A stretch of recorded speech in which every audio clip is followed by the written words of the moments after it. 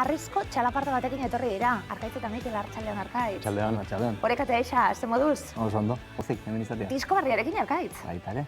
Ez da oso ikoa, Aratona saltxaskotan sartuta egoten zarete, baina diskoak egita zuen kasuan agian ez da inoikoa bez? Ez da inoikoa ez, egia esaniko alperrak estudioa juteko prozesu horretan. Ez da inerreza. Ez da inerreza. Ez da inerreza, egiten duzuen musika kontuan izan da. Mikel, alperretik gitxi daukazuelako zuek, Bueno, ibiliten geha, gustatzen zaigu ibiltzea, baina gero egia da, sukaldeko lana negurako bakarrik ikusten dugu, eta neguak nola gero eta eskaxagoa dian, denbora gutxi, sukalderako.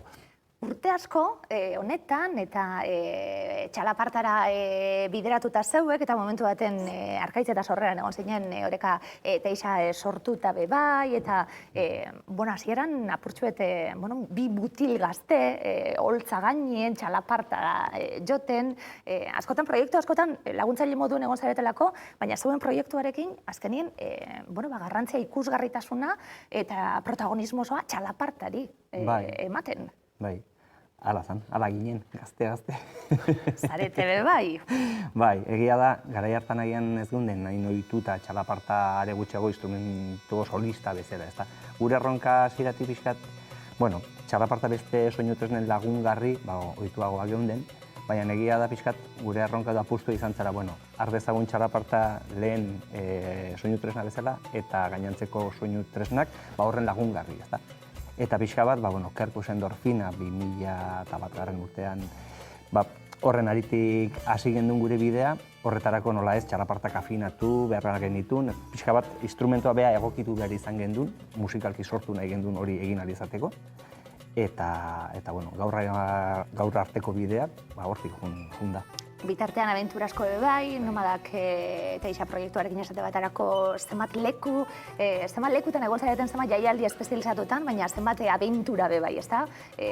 Kultura ezberdinak eta esaten gabiltzena, apurtxuet, ikur hori, euskaldun instrumentu honen ikur hori eramaten aratona, ez da ondo pasatuko zen duten bai? Ba, begila juten zazkit, pantailan dauden.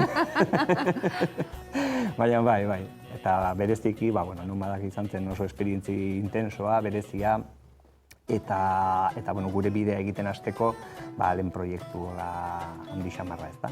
Esperientzia horiekin guztiekin, Mikel, esperientzia horiek guztiak hartu, biztipen horiek guztiak hartu, horrek lagundanak zenbatzen hasi zerrendak egin, eta momentu baten, disko barria, koklearekin zatozte, lan barria, eta purtsu bat azken urtietako bizipenak, ikerketak, eta buruan izan duzuen ideia guztiak bilduta bertan. Bai, egia da, diska bat sortzen denean, esperientzia oso bat izaten dela, prozesua bera izaten da oso intensoa gure kasua meintzat. Guk egiten dugun musika ez da oso musika katalogatua, beraz, berrasmatu behar ditugu gure musikak berak ez. Nondikan jo zer berri sortu, txalapartari nola beste bultzada bat eman beste numaitetik, eta sormena alde hortatik nahiko intensoa izaten da guretzat. Kokleak kasu honetan berrikuntza desente dakartza, agian musikalki linea antzekoan doa, baina txalapartari evoluzio, instrumentua beraren evoluzio horretan, gure ustez beste pauso txiki bat. Estilo ezberdinak entzungo ditugu, entzuten gabiltze zeo zer eta kantuak entzunala, 14 kanta asko da bai, kantuak entzunala, ikusiko dugu ze ezberdintasun bai. Azala oso politxe, hau izango da zagoen esku egoitik ikusita? Hoxe beha. Bai, egia da gure disko, lau diskotan, presentzia edo portada beti txalapartari eman digula. Kasu honetan, esateko den, txalapartakian fizikoki ez dugun behar, baina bai txalaparta jotzeko behar den postura hori ez da. Eta hain zuzen ere, eskuak goitik ikusita, pixka bat horren inguruan hasi ginen, eta egia da, ezturrak osatzen duten kiribilau, dela Fibonacciren sekuentzia ematen den kiribila, ez da. Eta, pixka hori erabili gendun, baita ere, Mikelek esan duen bezala, ez da, disko honek batzen ditu pixka bat aurreko inertzia edo musikala badakar, baina aurreko bien batura bezala definitu genezake, alde batetik gonbidatu herrialde ezberdinetako eta hizkuntza ezberdinetako gonbidatuak ditugulako, baina bestetik harmonikoki eta egin dugun lana batez ere hortik, Silexen antzera hortik joan delako, ezta? 5 hizkuntza ezberdin, lagun ezberdinak izan dituzuelako hanguek eta menguek. Forma hori omen dauka kokleak, orain danok ikasiko dugu zer dan? Koklea oso ondo azaltzen du Arkaitzek. Bai, eh? Bai. Ez pentsa, zatzen dena ez dela. Zer zara medikue. Koklea azur bata, belarrezen dauen azur txiki bat. Alaxe. Eta ez dakitxe zer egiten duen zehazki, uin horiek edo, zuek Bastora lortze garrita. dituzuen uin edo taupada horiek deskodifikatzen ditu agi? Bai, Hori da. hala da. Pixka bat, impulso mekanikoak edo direnak, berak bilakatzen ditu frekuentzi guk entzuteko gai izan gaitezen, ezta? Eta hori, ezur kiribil horren, nolabait ere transformadore lan hori egiten du, eta bueno, pixka bat esaten gendu, bueno, kiribiletik hasten da eta kiribilean bukatzen, amaitzen da, ezta? Txalapartaren golpe hori, honek, honeaino, bale, bueno, hori da gure bidea. Eta gu irakurtzen eta esaten, koklea izango da Mongolian, seguru, txalapartari edo arrizeri holan ditxuten diotela, ez, belarriko azurbet eta taupada horiek Denok daukagun bat gaina. Digutenak. Esaten gauzen nien 14 kanta barri eta purtsu eta esaten genuenien, melodia horiek sortzeko eta momentu baten txalaparta zeuek sortuta dator zeuek nahi duzuen soinu hori egiteko. Ze evoluzio egiten da? Ia 20 urte eta gero, ibilbidean, 20 urte ez, 20 urte pasatxo eta gero,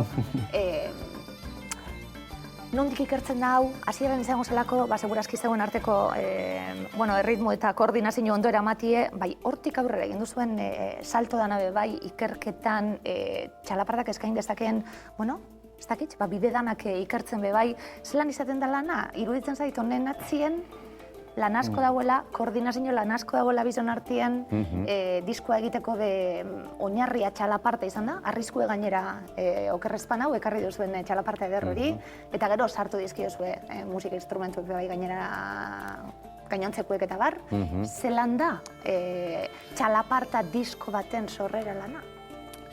Bueno, pentsa, hasten da negulanean, hasten da sukalde batean eta sutondo moduko batean, eta nolapait lan hildo ezberdinak bateratzen dira batetikan, bada, instrumentuak berak evoluzio bat, transformazio bat izaten jarraitzen du, batetikan instrumento kromatiko bihurtu da azken urtetan, eta horrek harmonikoki ematen dizkigu aukera berriak. Gu ikasten goazen heinean eta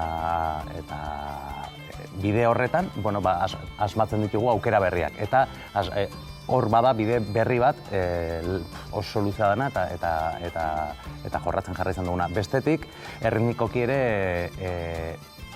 gure batalla da, beti erritmikoki bi personen artean nolako kombinazio posibleak sortzen dira. Eta nolapait kokleak eta Fibonacci lehena aipatzen zuen Arkaitzek, kombinazio erritmiko berriak matematikatik sortutakoak, musika ezberdinetatik eta herrialde ezberdinek sortzen dituzten musikek dituzten estruktura erritmikoak ikertu ditugu, horiek gure ganatu ditugu, barneratu ditugu, eta hori bien artean nola egin, eta horrek sortzen dituen jolasak, hori dena da sutondo batean eta arratsalde eta goizak negu batean pasata sortzen ateratzen diranak. Eragin horiek, ez da? Ezinbesteko izango dira, eratuan zabiltzate horrenbeste jenderekin bat egiten duzu horrenbeste herrialdetan eta bai, ikerketa hortik ulertuta igual, ez da?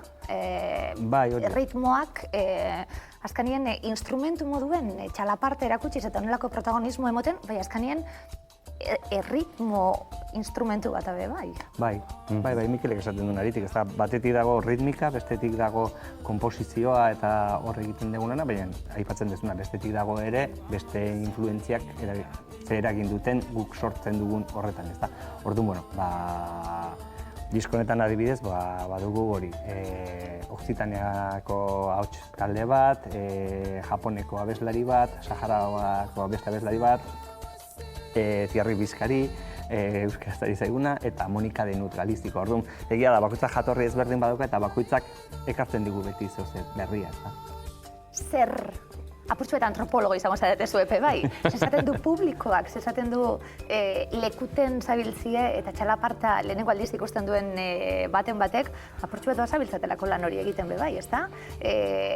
Baserritik kalera, apurtxu bete esango dugu, eta ez toka mairu erkin eta apurtxu bete holtza gainetan eta ikusten hasten gara, berreskuratzen lan bat, eta hor txalaparta izilduta egon eta gero, debekatuta egon zen diktadura sasoien eta bar, baina zuek mundu osora zabaldu zuen. Ez holtza gainera bakarrik, mundu osotik zabaltzen, zezaten du jendeak, zelan aurkeztu txalaparta jendeari. Nik uste, txalapartak baditula ezaguarri batzuk, batetik instrumentu mugatu bat bada. Hau da, ditu notak, kasu honetan asko ditu, baina egurrezkoak agian gutxego ditu. Muga batzuk baditu, baina gero baditu virtute oso bereziak. Bata da bi personen artean jotzen den hori. Horrek jendea asko harritzen du. Hasteko, izan daiteke munduan instrumentu bakarra, bi personen artean modu horretan denbora bitan banatuta jotzen dena beraz, horrek ja sortzen du.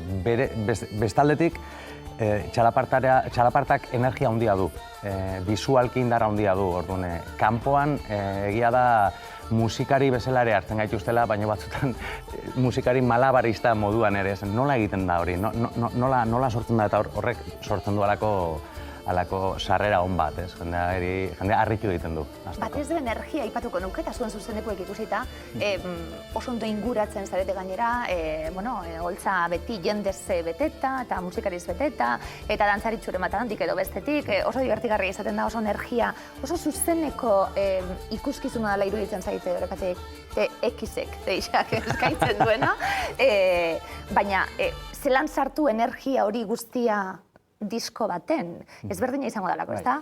Diskoa sortzen zuie, orain, suposatzen dut, errepertorioak eta zabaltzeko bebe, baina ezberdine planteamiento aldetik bai, ezta? Zuzeneko bat, zuen kasuen, edo disko bat. Bai, tala ere koklea da pixka bat, saiatu gera alik eta antzekoen izaten. Egia da, gonbidatu, abeslariak, gonbidatu guztiak, bi Xabi Zeberio eta Carlos Ubijanak kenduta, bata biolinarekin da beste xirurarekin jardun direla, gainontzeko guztiak abeslariak dira.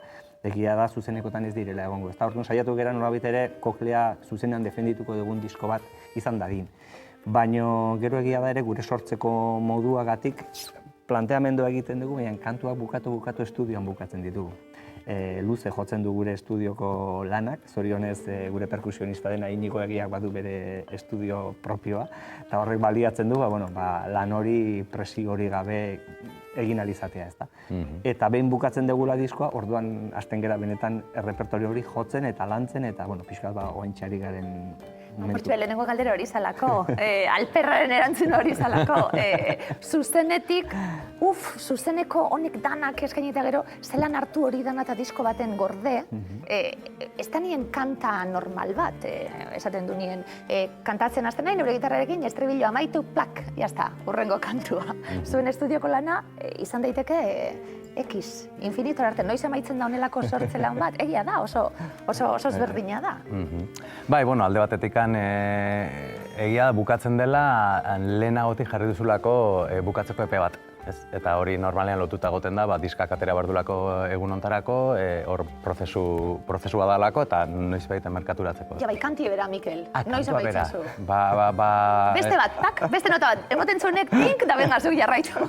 Nik esango dizut, atera baino aurreko egun arte, oraindik kantuak mugitzen ari dira. Hori ba? Bai, hala da, eta batzutan sentsazioa dugu, orain kantua definituta geldituta ere, zuzenera eramaten dugunean, zuzenekoan oraindik aldaketak sortzen nahi. Eta iaia batzutan estenatokira iristen nahi zeana, oraindik hau hortak zerbait detaile gehiago beti baten da. Egiten dizkiozue bat abestri egun onak dauz batzutan, da oso divertigarria dizenak. Egiten zazuie bat abestirik, tak, sartu, etzana sartu behar daia bestiek zelan erantzuten dauen, edo ez.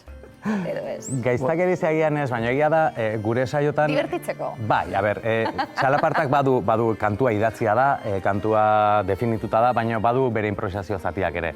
Eta egin dezakezu modu batean edo bestean, eta horrek batzutan, batak bestea harritzeko gaitasun hori badugu haindikan gure artean. Baina, orokorrean kantua oso definitu dagoetan da, eta solotxoak horiek eta tartetxo horiek ezik, beste guztia... Bai, nahiko bereizten ditugu, pixkat improvisazioan oinarrituta daudenak, edo ja idatzita ditugun zeren, bueno, guk ere gure partiturak egiten ditugu, gure jotzeko, edo gure idazteko modura, ez da, orduan behin idatzita dagoela, mantentzen ditugu bere hortan. Bueno, irudiak ikusten kukai momentu baten bebai, ez da?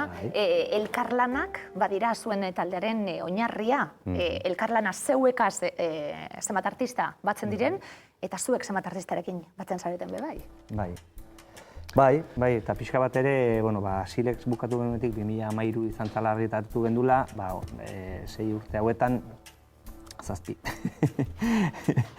Egia da, kolaborazio, guretzat oso esan guretxo izan zen adibidez, Motoko Hirayama koreografa japoniarrarekin, hybridka ikuskizuna egin gendun, eta hor nolabait ere, pixka bat egia da, kukairekin hemen aurretik ostoak eta erritmo eta proiektuak egin ditun.